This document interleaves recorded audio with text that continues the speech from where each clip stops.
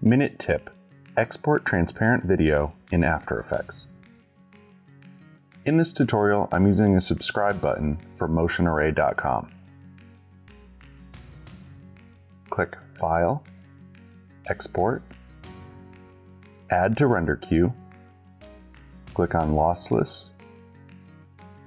The format will be QuickTime. The channel will be RGB plus alpha. Click OK. Select the name and file destination. Click Render.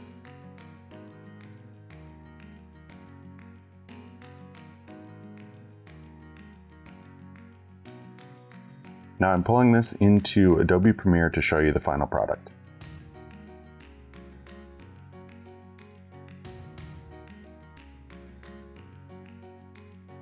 And there you have it.